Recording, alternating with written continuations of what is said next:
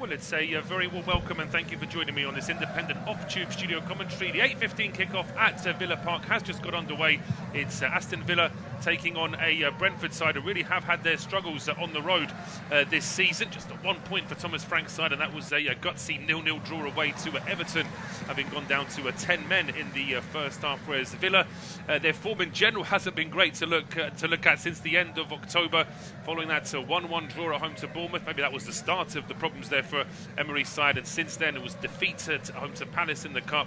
Then that's a 4-1 reversal at Spurs, and it's just got it's carried on for Villa since then in November with that defeat to Club Brugge, Liverpool, draw against Palace in the league. That 0-0 draw against Juve was potentially a slight improvement in terms of their organisation, but then that was followed by being overrun away at Chelsea at the weekend. They had their chances, but also made quite a few errors in that game. Brentford, on the other hand, as always, very strong at home, but have struggled for form away from home. They won themselves a free kick inside the first few seconds here. It's a long ball launched in by Damsgaard towards the edge of the area, headed on by Collins, but that's going to drop into the arms of Emi Martinez, who does get the start this evening. There was a worry that he wouldn't be able to, having gone off injured in the at the end of the first half in that game against Chelsea, but he is able to start this evening. But far more importantly for Villa, so is Tyrone Mings, making his first start since August 23. Trying to get his career back on track after that really bad knee injury. There's a long ball into the Brentford penalty area now, and it's the former Brentford man Ollie Watkins that gets tangled with Keane Lewis Potter. Watkins feeling as though the foul might have been going his way. Referee disagrees. Referee Mr. Smith for this evening. Lewis Smith officiating the match, and decided that would be a free kick to Brentford just inside their own penalty area. This is one of two games that's kicked off at 8:15. Arsenal against Manchester United is the other 8:15 kickoff, and 7:30 kickoffs, I should say. They're all drawing towards half-time. So Everton 2, Wolves 0, Manchester City 2, Nottingham Forest 0. It's Newcastle 1, Liverpool 0, Southampton 1, Chelsea 3, and Southampton are down to 10 men in that game. So it's more of the same, unfortunately, for Russell Martin's side. As Brentford on the attack now, and Boomer's ball into the box is quickly cleared. The intended target was Kevin Schade. Now Leon Bailey trying to get something started here for Villa. He gets stopped on the halfway line. Vitaly Janelt, Brentford's a stand-in captain this evening, as their two regular defensive midfielders are both out injured this evening, Norgard and Jensen. As I say, just getting back to that point about Tyrone Mings before Villa went on the attack. It really is great to see him back. It's been very, very long journey back for him. Let's hope that he can stay in that team now, because Villa need him. If, in fairness, they've had a few problems in terms of their defence. It's interesting as well that Pau Torres is dropped to the bench this evening. He's not necessarily unfit to play, but here come Villa now with Adina down the left-hand side. An early ball into the box. The intended target inside the penalty area there was Morgan Rogers. Just looking at him from a distance there, looks like he's dyed his hair. Just that little bit easier to tell when Rogers is in possession for Villa. He's had a good start to the season, but maybe just because he's had so many plaudits in the first few games, that pressure's just weighed on him slightly. Just as Villa have tailed off, he's not been able to maintain that good form in the last few games either. But Villa on the attack down the right-hand side. It was Bailey trying to get into the penalty area. A combination of Damsgaard and Lewis Potter dispossess him. And Schade trying to get something started in for Brentford now down the left-hand side. He gets bundled off the ball by Kamara. Will be a free kick to Brentford. Still inside their own half. Kevin Schade, of course, Brentford's hat-trick hero from the weekend. He's had a tough time of it in England as well, with injuries and lack of form. He'll be very pleased to have gotten that hat-trick, just as Igor Thiago, Brentford's Brazilian forward, who was signed in the summer as a potential goal-scoring replacement for Ivan Toney. He's just getting back into the team, having suffered a recurrence of a knee injury towards, well, in fact, at the start of pre-season it was. It's good to see that he's back in the team. It's a strong bench for both teams, but as you would expect with Villa, a lot of talent there, and you would imagine that Emery would be looking to see how this starting 11 respond this evening. As I say, they're up against a team that don't travel particularly well. But having said that, Brentford, of course, can't remain pointless or winless all season on the road. So at some stage, that's going to have to improve for Thomas Frank's side, whether or not it can be this evening. Long Throw now from Matt Cash, taken down by McGinn. Quickly one back for Brentford though by Pinnock, and then it's Damsgaard up to Wisso. Hooks a high ball up in the air towards the edge of the area. It's easily headed away by Tyrone Mings, and Rogers flicks one out towards the left-hand side. It should be kept in play here by Watkins. Drops very deep, but he does superbly well there, Watkins, to get away from 2 Brentford players. Fortunately, he couldn't get away from the third one in the form of good challenge there from the young Ukrainian Yeko Yarmolyuk. To the ball now, back with Aston Villa again. Back toward it, giving it away in midfield there, and Sharda's pushing forward. He goes for an early strike as well. It looked for a second there as though Villa were just comfortable on the ball inside their own half, but it was Kamara that was robbed of the ball. It was Mings that played it to him. Potentially, he's not the best ball in from Mings, but then Kamara just tries to overcomplicate things. Sharda made his mind up really early that he was going to go for goal. It does take a slight nick, actually. The Brentford players had their arms up immediately, saying that should be a corner. And Mr. Smith, our referee, agrees. So this will be a corner kick to Brentford from the left-hand side. Surprised to see Pinnock and Collins, the 2 big centre-backs for Brentford. Just to try and get on the end of this, it's Lewis Potter and Damsgaard as the 2 players there by the corner. The pitch back to Lewis Potter. Trots away, goes back towards the edge of the area, and it looks like it's going to be an in-swinger here from Mikkel Damsgaard. Pushing and shoving inside that penalty area. Damsgaard's ball, that's an easy one. Emi Martinez literally makes 2 or 3 steps forward and then just catches it in his chest. It was a really easy claim, and he tries to get things started in for Villa as well with a long clearance down the middle here, looking for Leon Bailey. But that one is easily into the arms of Flecken, who does the same thing. He tries to get Brentford started early with a quick ball down the middle. It's headed away back into midfield, and then Yarmolyuk can play this one back all the way to his own keeper here, Mark Flecken. Certainly had a tough time of it when he first arrived here at the G-Tech. His first few months really were difficult, but as the season went on last year, start to find some form, get some confidence. So he was in that Dutch Euro squad as well. That's of course this. But the ball is now over on the right-hand side here for Wissa, back towards Janelt, switches play over towards the left, and there's plenty of space here for Keane Lewis Potter. Up against Matt Cash. Potter trying to get it back onto his right, then onto his left, across into the 6-yard box, headed up in the air. Still some work here to do. Kamara gets a touch on it before it's hooked clear by Tielemans. Villa, I think, were unhappy about a challenge inside the penalty area there anyway. It's now cleared up towards the halfway line where Collins has to get to that because Ollie Watkins was lurking, but it's a good header away by Nathan Collins. Out for a throw to Brentford now after Rogers tried to keep it in play. Couldn't quite manage it, so it is now Brentford back in possession here, just in front of their own penalty area. So it is half-time now in all those... no, I take it back. There is still one game that's not quite got to half-time yet. A lot of injury time at Goodison. I think that's something to do with an Everton goal that was disallowed. Everton have actually scored 3 times in that first half. It's ironic, actually, because from what I hear, the Tarkovsky's goal that was disallowed by a foul from Mangala, so it'll be quite nice for Mangala that he's now actually scored the second goal that has been given, and it has just gone to half-time. So half-time at Goodison, it's Everton 2, Wolves 0. Half-time at the Etihad, Manchester City 2, Nottingham Forest 0. It's half-time at St James's, Newcastle 1, Liverpool 0. Newcastle traditionally do quite well against Liverpool, and they're trying to carry that on. And as I mentioned, a real disaster for Southampton. They're down to 10 men, and they're 3-1 down at half-time already to Chelsea. It's Jack Stevens with a straight red. That's going to be a major defender for Southampton, missing for up to 3 games now as well. It's just been an absolute nightmare start, really, for Russell Martin's side. And Tielemans here is messing around with the ball at the edge of his own box. He's been robbed of it. Yarmolyuk finds a Wissa at the edge of the area. It's back with Mbumo now on the right-hand side. Breaks into the box. He's got an overlap here from Yarmolyuk. He plays one. Oh, it's just too close to Martinez, who immediately stands up and does that famous calm down gesture to his teammates, because it is a nervy start this from Villa. They're sort of seeing a fair amount of the ball in midfield, but then they're giving it away, and you can see Unai Emery's getting very frustrated there, taking all of his frustration out on his poor assistant manager. But Villa now trying to get their manager back on side here with Watkins down the left, plays the ball in towards Rogers.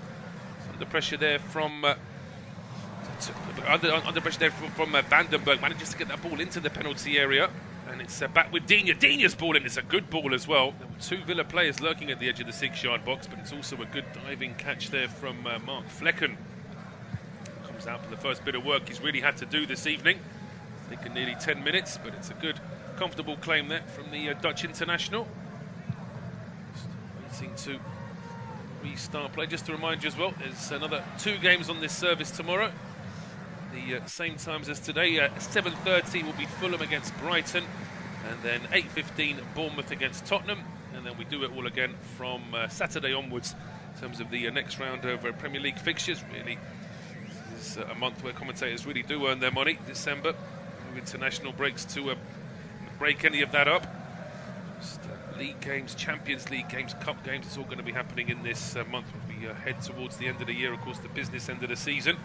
But for the time being, it's Villa now just seeing a little bit more of the ball inside Brentford territory. It's over on the right-hand side with Matt Cash. Back in towards Konza. And now to Tyrone Mings. Good long ball here from Mings, diagonal ball to pick out Bailey on the right-hand side. He's got an overlap here from Cash. Bit of a heavy touch there, but he still holds on to the ball, Cash, and he goes into the penalty area. Ball deflects into the path of Bailey. He plays it back towards Kamara, who wasn't able to get into the penalty area first time. Holds it up and goes back over towards the right-hand side here for Cash. Again, just too many Brentford players in the way. To go back towards midfield here where Tielemans spots an overlap. That's a really good ball from Tielemans to pick out Digne. His first cross is taken. Oh, that's a really good ball. Second time, Vandenberg blocks the first ball. And then the second ball from Digne was so close to the crossbar that Flecken wasn't expecting. He actually went behind him and went, well, it really shouldn't have gone where that Brentford keeper allowed it to. But they get away with that one, do the visitors. And it's Schade now. Really poor ball towards Lewis Potter, who wanted to get his side a throw on there. I don't think he's going to get it, though. It's going to be given away of Aston Villa. This is where Brentford need to be careful now. The home side just starting to find their feet in terms of some attacking possession. So it was really good work by Cash initially down the right-hand side, and then Digne could go as well with that ball in from the left, but that throw from Matt Cash is quickly headed out, and Brentford can go on the counter in now with Schade down the left-hand side. He's going through the gears, he's taking on Ezri Konza. Well, there was a time where Kevin Schade was one of the fastest players in the league, but on this occasion, I've got to say that he either wasn't quite able to get into top gear, or perhaps Konza is just quicker than what we think. But in any case, Konza really does well to get his body in front of Kevin Schade, and effectively drawing the foul, something that forward players have been doing for generations in terms of getting that little bit of a contact off the defender. Well, now all the big burly defenders have learned how to do it as well. It's no surprise, really. It's been a freebie back in the day. Any kind of contact on the run for a forward result in the referee thinking, well, he must have been fouled in some way and he'd get a free kick. Because now the defenders have learnt to show that bit of contact as well. Strong challenge there in the midfield to try and get Brentford back in possession, but the ball deflects off for Watkins, and then it's Rodgers down the left into Watkins, who breaks into the penalty area, tries to play it square for McGinn, who was waiting to pull the trigger. That's good work from Janelt to win that one back for Brentford, and straight away his passes to Kamara, so it wasn't particularly good from Janelt the second time, and he gets over towards left-hand side, now towards Tyrone Mings. Looks up, spots Watkins at the edge of the area. So the visitors just momentarily having to at least sit back and soak up this Aston Villa pressure. Certainly from Thomas Frank's point of view, he won't want Brentford to be in this mode for too long. It did surprise me where so many games this season and last season where Brentford would really go all out to try and take an early lead, particularly away from it, and then try and sit back and soak up pressure, which is something that, in my opinion, the Bees have never been particularly good at. So having to do it now because Villa are on the attack. They're on the ascendancy here as well as Rodgers tees it up here for Watkins, whose strike is, well, it's on target, but it's always one that Flecken should be saving, really. It's just not enough space for Watkins to really put his foot through and really pull the trigger. It's being closed down as well, so he had to really measure that effort and try and place it into the bottom corner rather than putting his foot through it and really getting some power behind it. But it just allowed Flecken to make a comfortable save. 15 minutes gone here, unofficial independent of Tube Studio commentary. It is goalless between Aston Villa and Brentford, but taking the nearly 15 minutes we've had into consideration, I've got to say that Villa are starting to get into their stride now, and they're finding more space here down the right. It's a really good ball to pick out Bailey. Was he brought down at the edge of the area? He was not. He was the one committing the foul, says the referee. Leon Bailey certainly wasn't happy about this. I mean, he's got a look of real surprise there.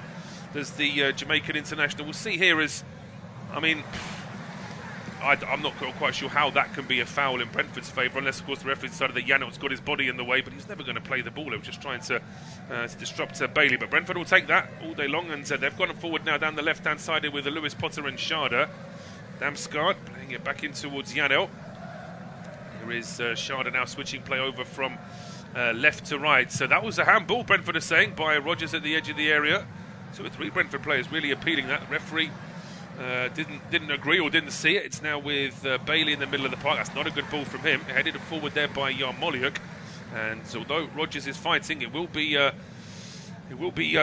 Wissa that wins that ball back for Brentford, and then Rodgers clatters into Brian Mbeumo. Trying to play the innocent there is Rodgers, but I think he knew exactly what he was doing. He was just stopping Mbeumo from going after that first time. Collins just getting some words there from Thomas Frank, the manager. Happy about something there, but this is a free kick in. I was going to say Villa have set up pretty much level with the edge of the D in terms of their offside. There's still enough of an angle here, I think, for Damsgaard to try and get this ball into the box. Just got to make sure his teammates are watching the line, but it's Damsgaard's ball, diagonal towards Collins on the left-hand side of the area. He heads it down. It wasn't a bad header, but there was no one in a Brentford shirt getting close enough, and actually commentators cursed there just as had a second attempt to try and go for the ball. The linesman's flag goes up, so there was actually a Brentford player offside whilst that free kick was being taken, and we can see, yes, Collins just leans out a little bit too soon. Decision there for the referee. Now to Aston Villa, just inside their own penalty area. It's good news that Martinez is back in the team this evening, considering he had to go off at half-time in the game at Stamford Bridge at the weekend. And Olsen to deputise on that occasion. Olsen back on the bench this evening. Villa did take that free kick. It took it long eventually. They made a little bit of a mess of playing up from the back initially. Just wonder how much longer it is before a sort of a marquee manager is going to be brave enough, maybe not announce it to the press, but certainly based on what his team do on the pitch, just stop playing out from the back, just start actually hoofing it long, trying to do more diagonal stuff, trying to get attack started with a long ball over the top. I'm not suggesting we go back to the Wimbledon crazy gang days, but certainly this obsession, I think, where no team is ever allowed to kick it long from a goal kick or a free kick after an offside or something. It's getting a little bit too much, I think. As I say, we're seeing it as sort of almost a parody situation in Southampton, where they're giving goals away.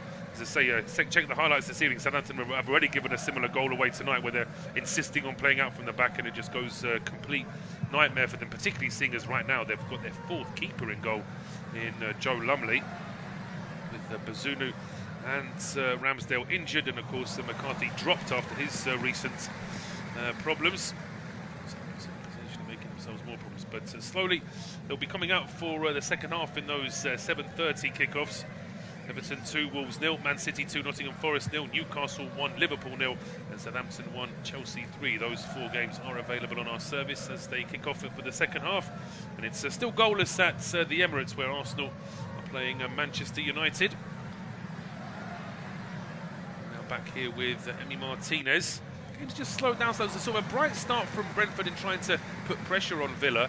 Then Villa responded with a little bit of pressure of their own, and now maybe just the two sides are just starting to sort of cancel each other out a little bit. Let's hope it's not too long before one of the sides just tried to make a breakthrough. Brentford are pressing now at the edge of the Villa penalty area, and it pays off. Konsa's ball out towards Matt Cash, who just slips it in the worst possible moment. That ball then rolls out for a throw onto Brentford down the left-hand side.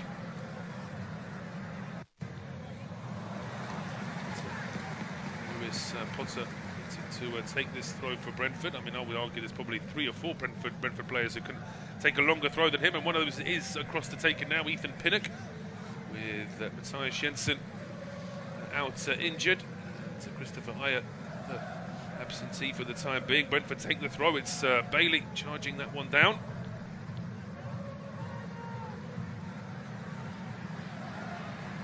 It looks as though the final touch actually came off Brentford players. That's a bit of a waste there, really. I'm not surprised to see Thomas Frank making a few notes, because I think from Brentford's perspective, they do have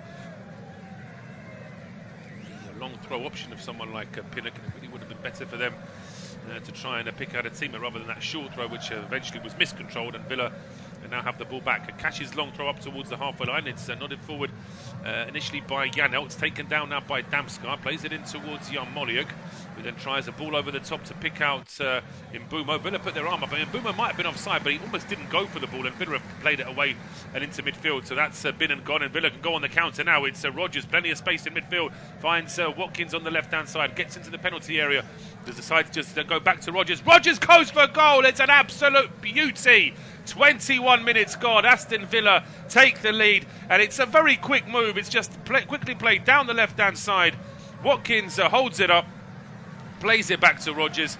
I mean, the criticism of Brentford will be that they've given him far too much time to actually try and close him down. They really should have tried to get to him a little bit quicker, but take nothing away from Morgan Rodgers. It's a fabulous curling effort into the top corner. 21 minutes gone, and it's Aston Villa 1, Brentford 0.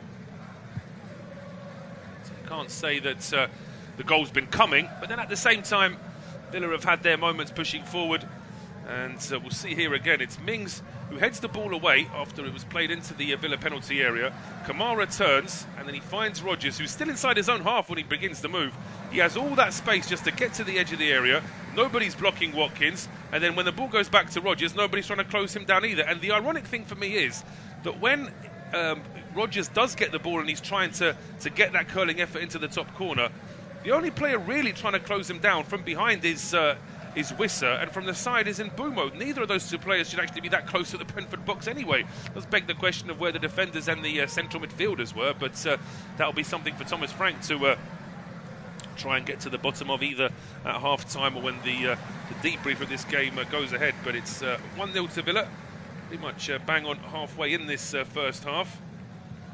And, straight away, pressure here on the visitors. As I say, Brentford just a 1 point this season on the road. Although in fairness, they have had some difficult opponents. West London derby against Fulham, where they were in front until they conceded twice in injury time. But I'll come back to that in a second, because Villa have won the ball back here in midfield. They're straight on the way on the attack, and it's Bailey who goes for goal. It's straight at Fleck, and all he can do is parry it. Then the rebound goes straight to Rodgers, who's off balance, and he skies that one wide of the target. But this is all pretty much straight from the kickoff. Brentford had a few touches in midfield, lose the ball, and straight away Bailey is off down the right side. Credit to Leon Bailey, because I often criticise him for being a left footer playing on the right who never wants to use his right foot. It's certainly a criticism I level at Brian Mbeumo sometimes, but on this occasion Bailey was quite happy to try and shoot with his right, although the shot was charged down. Rebound from Rodgers goes a long way off the target. Now here come Brentford. Nice ball in from Collins to pick out Mbeumo, and then he plays the ball over towards the left-hand side. Schade will get there first, but the cross from Kevin Schade is awful. There's no other way to describe that. I don't know what he's trying to do there, because he gets towards the edge of the area and then just plays a ball which is, I mean, it's at least 5 or 6 yards outside the box before it even hits the deck. It's such an overplayed cross. And it's a shame, because Wissa was waiting inside the middle of the penalty area there. Had Schade been able to pick him out. But it's a throw on to Villa now down their left-hand side. It's Dinia's ball, which is quickly headed out by Vandenberg. So there's another throw to Aston Villa. They've gained around 10 yards in the meantime. I mentioned a few of the players on the Villa bench. The bench in its entirety is Duran, Barkley, Philogene, Maatsen, Bogard, Paul Torres, Buendia, Diego Carlos, and goalkeeper Robin Olsen. That's a strong bench for Villa, you've got to say. A lot of talent there. As for Brentford, they've got Roslev, Konak, Fabio Carvalho, the two Magomas, Jaden and Paris, Thiago, Trevitt, and goalkeeper Valdimarsson. Quite as many experienced internationals on that Brentford bench. But certainly good news that Ben Mee is pushing for a start again. Of course, one player who wants to be pushing for a start but hasn't been getting the opportunity so far really is Fabio Carvalho, who over the last week or so, I think it was his father that shared a message which then got sort of broadcast on Fabio Carvalho's Instagram, that maybe Carvalho should be thinking about changing club. But here come Brentford though. They have a great chance here for here comes Watkins now through the middle. Watkins says he was being brought down as that ball was played. The referee thinks about it, and then he gives the penalty. Now, let's have a look at this. If the referee's given a penalty, there could be problems here for Pinnock as well. I mean, we'll have a look here. It's a yellow card for the Brentford centre-back. But what's happened here? When this ball is played over the top, initially it looked to me like it was Bailey's ball from the... well, I mean, Pinnock gets a hand on Sir Watkins, but then the second challenge... I mean, there's a foul. There's definitely a foul on Watkins outside the box, but this... I don't know. I mean, you see a lot more body contact than that, which isn't given as a penalty. I mean, VAR's going to look at it, but I don't know. With that ridiculously ambiguous expression of clear and obvious error, it basically means that the refs get a free pass. What they do is, rather than looking at whether it's the right decision or not, they just look to see whether they would have done the same thing and agree with their mate. So it's wait to see whether or not this is going to be reversed. But that said, I don't think there's anything wrong with the decision. It's wrong. Pinnock makes the mistake by allowing Watkins to get goal side of him, which is obviously not the easiest thing to stop. Watkins being a very quick, very strong player, but even so, Brentford have just left themselves far too much to do at the back. Somebody as quick as Ollie Watkins, they've got to be quicker. Now the referee he's awarded the penalty, and VAR is going to be checking it now. I'd be very surprised if they reverse this. I mean, the only question is, does the foul start outside the box? Well, there's one foul outside the box, but then there's a second foul inside the box. I mean, pulling Watkins on the shoulder like that, is it enough to give the penalty? Yes, it is. So the referee has now been told by his mates at Stockley Park that will be a penalty to Aston Villa, and the former Brentford man Ollie Watkins now with a great opportunity here to increase Villa's lead. I think what will frustrate Thomas Frank is that although Villa haven't been playing badly in this game, they haven't been anything particularly groundbreaking either. It's just been straightforward balls down the right and left-hand side, which seems to have just pushed Brentford. Well, I said it was Watkins who was putting the ball down. Now it looks to me as though it's going to be Tielemans to take the penalty. No, it isn't. It's Tielemans was just there marshalling everything. It is going to be Ollie Watkins against his former club. 27 minutes gone. Villa going to go 2-0 up here after Watkins himself was brought down by Ethan Pinnock. Can he beat Mark Flecken? The answer is, oh, well, Flecken gets a hand to it, but he can't keep the ball out. Frustration there for the Brentford keeper. It's not the best penalty from Ollie Watkins. He tried to dummy Flecken. He didn't manage to dummy him. Flecken goes the right way. He gets a hand to it, but all he can do is guide it into the net anyway. It's a frustrating one for the Brentford keeper. But I was going to say delight for Ollie Watkins. It's probably more like relief, really, because this isn't the best penalty he's taken in his career. He's a right footer, and yet he's trying to play it to the reverse side. The keeper hasn't been dummied. I mean, I do wonder whether or not, if that had been saved, would VAR have got involved? Because he does take a little bit of a step forward there, does Mark Flecken. Whether or not they've been told not to be as eagle-eyed about that. But in any case, it's all academic because the ball does hit the back of the net. It's a confident enough penalty, I suppose, from Watkins that he does get it into the back of the net, and Aston Villa are 2-0 up inside 28 minutes here at Villa Park. It's not the evening that Thomas Frank and his coaches would have envisaged. They must have known that it was going to be a long night at Villa. Most of the pundits listening to the build-up towards these midweek games over the last few days, I think a lot of the pundits felt this was the evening where Aston Villa can finally break out of this poor run of form. So just to remind you, it's been it's been seven games now. Eight. Well, this would be the 8th game without a win for Aston Villa if they were to lose or draw it. But now, of course, 2-0 up inside half an hour. They'll feel very confident. Another team that are going to feel very confident of getting a rare win this evening are Everton, because they are now 3-0 up against Wolves after goals from Ashley Young, Mangala in the first half, and now a Craig Dawson own goal, putting Wolves 3-0 down there at Goodison.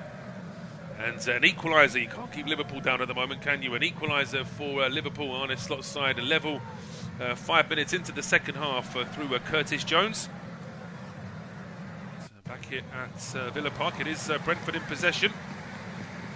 It's slow and steady possession inside their own half at this moment in time. It's going to be interesting how Thomas Frank's side respond to that, having conceded these two very quick goals. Could turn into quite a long night here for Brentford, unless they really... Well, just as I say that, they're caught in possession in midfield here. It was McGinn that robs the ball off Janelt. Pinnock trying to cover and get the ball off his international teammate there, Leon Bailey, but in the end, good bit of covering there from Lewis Potter, at least partially saving the situation for Brentford. But it's, yeah, you can just see that the Bees now just starting to look a little bit more nervous, which in turn is making Villa feel that little bit more confident that they can do something here to try and put Brentford even further off their stride. If they could get a third goal here before half-time, of course, Villa, that would be ideal, just to really put the game... We certainly put the game to bed, but pretty much would put the game to bed, I think, if Villa get a third here before the break.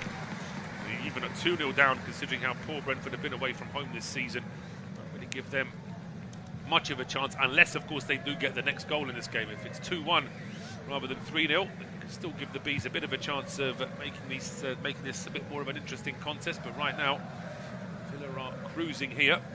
And the next game for these two sides, by the way, Villa are at home to Southampton at the weekend. So say if they win this tonight, you would really back them to beat Southampton. Even if they didn't win tonight, you'd still back them to beat Southampton at home at the weekend. And then they have a game against RB Leipzig away from home next week. Whereas Brentford are at home to Newcastle at the weekend for a trip to Chelsea in this unusual 7 p.m. Sunday kickoff that we've got on the 15th of December. It's always a bit of a novelty when they have these different kickoff times and time. Here come Villa, though, as Brentford were in possession in the middle of the park, but they've lost the ball here.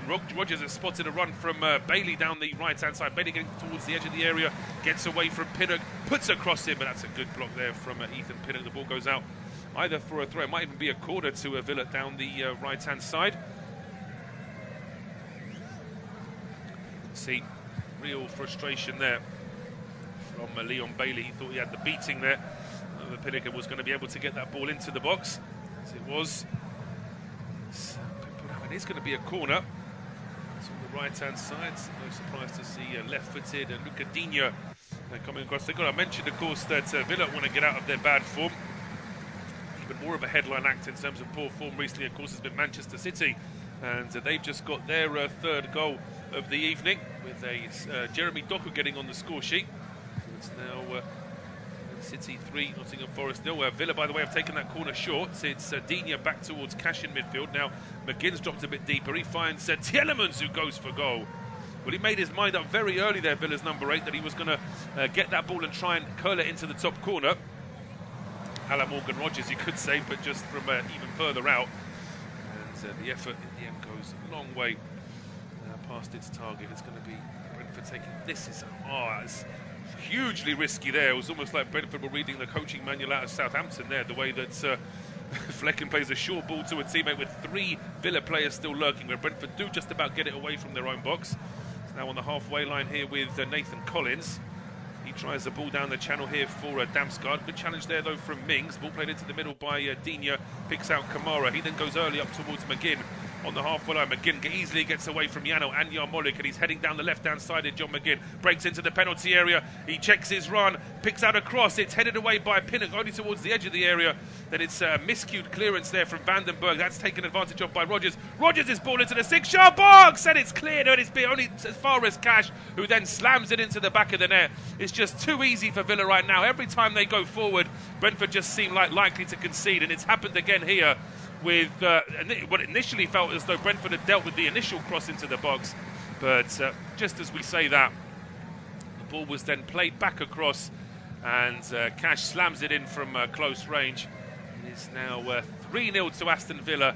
We've only had 34 minutes on the clock, and you have to say that it's turning into a, a long old evening here for Brentford at... look at this ball in from the left-hand side. It was initially now this is interesting. Is Watkins offside when he goes for that header? Because that's the only question here, really. Rodgers thinks a little ball over towards the edge of the 6-yard box. Pinnock heads it away, but all he can do is nod it away from Watkins, nods it straight into the path of Cash, who slams it at Flecken's near post. Flecken is diving down, gets a hand to it, but he can't do anything to stop it. And in actual fact, I'm not going to blame Flecken for that because it was so quick coming across. As I say, there may be a quick VAR check, but I think that's probably clutching at straws from a Brentford point of view. Looks to me like that was given. Yes, it was. It's 3-0 to Aston Villa. It's Matty Cash with his first Premier League goal of the season. Got to respond with some sort of attack here before the break. They've moved forward here down the left with Damsgaard and Lewis Potter. Inside towards Pinnock.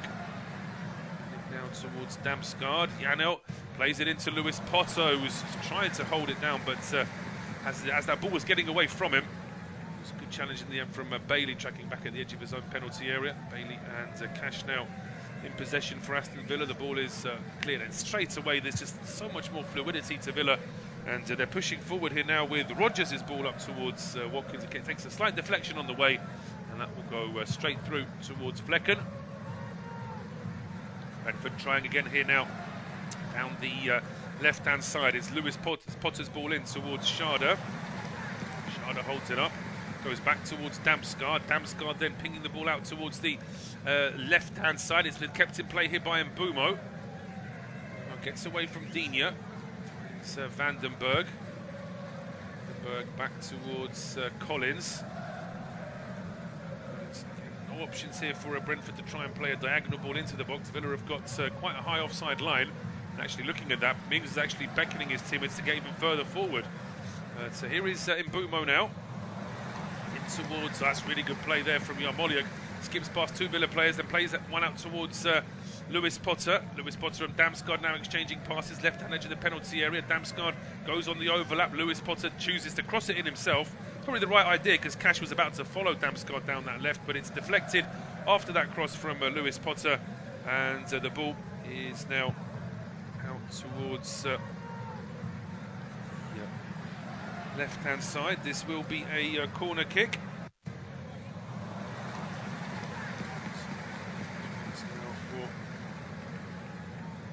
To try and respond with a set piece. You can see Collins there just trying to get some instructions out to his teammates as to where he wants this ball to go. It's Damsgaard standing over it for Brentford on the left-hand side. It'll be an in-swinger. Oh, and it's Schade's header. He gets it all wrong. The near post, he gets underneath that one and sends it a long way over the bar. I can tell you there's been another goal at St James's, but it's not the league leaders who have now taken the lead. It's Newcastle that have retaken the lead. So 2-1 to Newcastle there on 63 minutes. No change in the other games that I can see. Still goalless at the Emirates between Arsenal and Manchester United. It would be a big statement of intent if Ruben Amorim could win that game at the Emirates, but it would be at all. Just looking at that replay of the third Villa goal, I would like to see the lines. We're going to see the lines now, are we? It looked to me as though Watkins was possibly in an offside position. So you always like to think they would have checked these things, although it's not always the case. We've seen more than a few errors from VAR already across the time that it's been brought in. So I still think that more could be done just to try and get the accuracy levels right, just the attitude. I think I'm not going to go on a big VAR run, I promise you, but it's just the clear and obvious error thing. It really does bug me, I think, sometimes, because it gives the VAR officials a bit of a free pass, really. It's as if to say, well, that's an error, but it's not a clear and obvious error, and that means that obviously we don't want the game being re-refereed, but at the same time I don't want a situation where you've got referees almost video referees almost finding justification for not going against their mate on the pitch, because that would, that might just look bad or something. We've seen that a few times now, where a couple of retired referees have admitted to that kind of thing. So yeah, VAR ranting over. 39 minutes gone. unofficial independent off-tube studio commentary here from Villa Park, where Aston Villa lead Brentford by 3-0. And as I say, I mean, the game started off fairly evenly. Then Villa started to get on the front foot. Brentford just crumbled really in terms of their defence. It's been far too easy, and Villa have won the ball back here in midfield again. And they're trying to get down the right-hand side. It's Tielemans finding Bailey, runs straight into Damsgaard. I thought Bailey was brought down by Damsgaard there, but the referee, Mr. Smith, says no. And Brentford take advantage of that and move the ball down the right-hand side. It's with Vandenberg, finding Mbeumo. Gets away from Digne, gets away from Kamara. Holds it up then Mbeumo and finds Yarmolenko. So Yarmolenko going across towards the left-hand side. Damsgaard keeps it alive here and finds Lewis Potter. Back to Mikkel Damsgaard. Getting word of a fourth goal at St James's. I'll tell you about that in just a second, but for the time being, Brentford have slowed things down here inside the Villa half, just keeping a bit of steady possession here on the left-hand side. Here is Lewis Potter now, getting away from Matt Cash, finding Damsgaard, who flicks a ball into the box, and Lewis Potter is looking at the referee like it's the most obvious thing that he should be getting a free kick. Mr. Smith looks back at Lewis Potter and goes, no, nothing for me. Now, the word we were getting was that there was potentially a third goal for Newcastle at St James's, but it looks like yes, there was in fact a third. The ball was in the net. Isak did have the ball in the net, but it looks like a offside flag has gone up in that game, and even with VAR it looks like that's been confirmed as the correct decision. So it's still just 2-1 to Newcastle in that game, but of course all the teams just behind Liverpool, like Manchester City, like Arsenal, be very excited to hear that Liverpool are still losing. Of course, there's still over 20 minutes to go in that game, so I'm going to say that it's all over yet here at Villa Park. I'm almost tempted to say it is all over, just based on how flat Brentford's performances have been. In this game. He's not been able to keep enough midfield possession, hardly any attacking possession, and they're being carved up again. And now with Tielemans' ball into Watkins, who goes aerial this time, and the shot is over the bar. Maybe it was just the way he was losing his balance. He knew he was going to have to get a shot away quickly. He's down in pain, actually, Ollie Watkins, after that strike. I mean, does he make a bit of contact there? Does Collins make a bit of contact with him there? As he might have done. I think he might just roll his ankle there slightly, Ollie Watkins, but the strike is always heading over. And in fact, based on that, I think Flecken may have got fingertips to it, so it has actually been given as a corner kick to Aston Villa. Even after 2 replays, I wasn't too sure if Flecken had got a touch on that, but it is going to be a corner.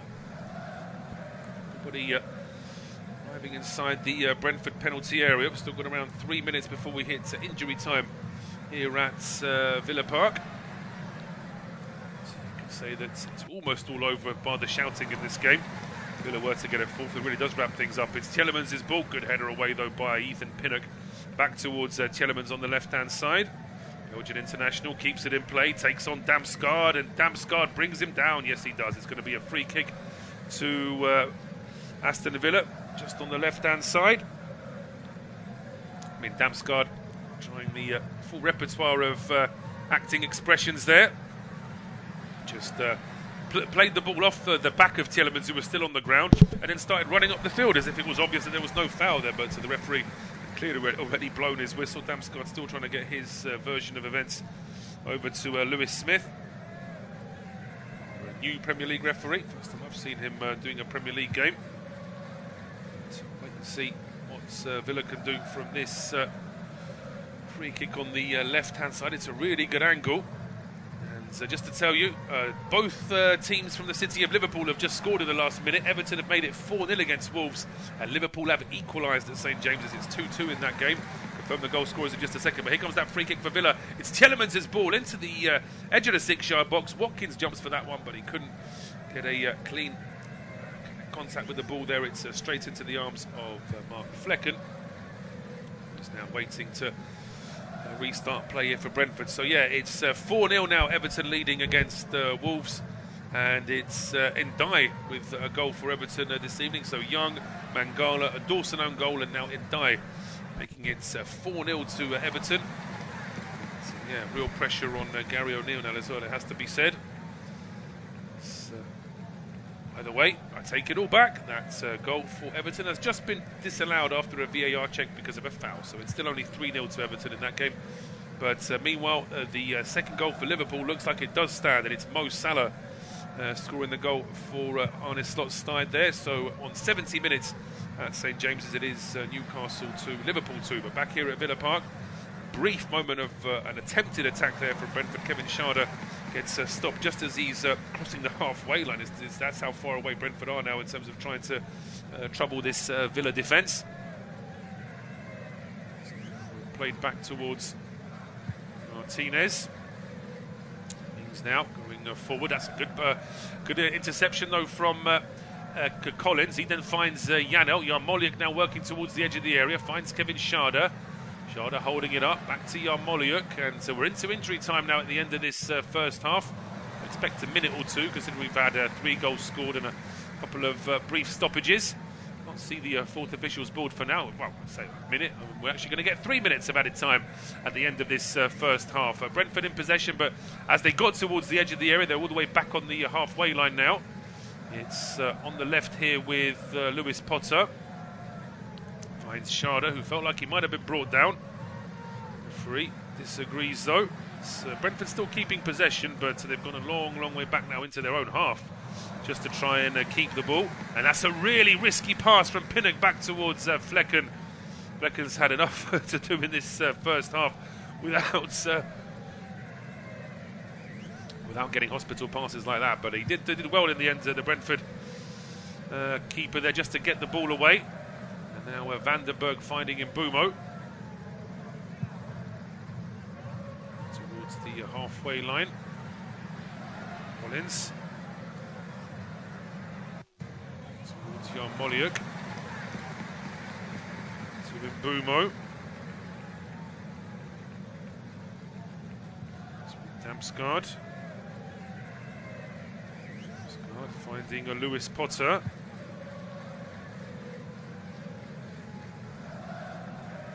Towards the edge of the area, but that one's been cleared. So the ball now back with Vandenberg on the halfway line. Brentford are seeing a little bit more of the ball now in these final seconds of injury time, but it's the kind of possession that won't worry Aston Villa at all. Easy here from Emery's side to be able to see. That's just going to have to soak up this pressure. Brentford aren't really able to get forward. They're just going from side to side for the time being, just inside Villa territory. Now Vandenberg does find Mbeumo. He's working his way towards the edge of the area, gets brought down, and that will be a free kick to Brentford. Rodgers is saying that's no foul, but a combination of referee and linesman both deciding that is going to be a free kick to the Bees. Touches in the opposition box. Villa with 19, Brentford with 6. And Thomas Frank in discussions there with his assistant manager Klaus Norgard, a relation of Christian. Certainly the two of them be in deep discussion now as to how they rectify this, at least give Brentford a fighting chance of doing something in the second half, because at 3-0 down, it's looking pretty bleak for the Bees. Mbeumo now, and Damsgaard standing over it. Damsgaard is the one to take the free kick towards the edge of the 6-yard box, headed away by Tyrone Mings, and Mbeumo's ball back into the box is charged down by Digne. This could suddenly be a counter for Villa, because Digne's ball deflects off and goes straight forward towards Bailey. Bailey now going straight down the middle, runs into Damsgaard, and it's Yarmoliuk that then wins the ball back for Brentford. But that will be the last action of this first half. It's been a tough first half for Brentford. It's been an excellent first half for Villa, considering how Unai Emery's side have been struggling over the last 5 or 6 weeks. But everything going to plan so far. They lead Brentford by 3-0, and I'm back in 15 minutes for second half of Tube Studio commentary.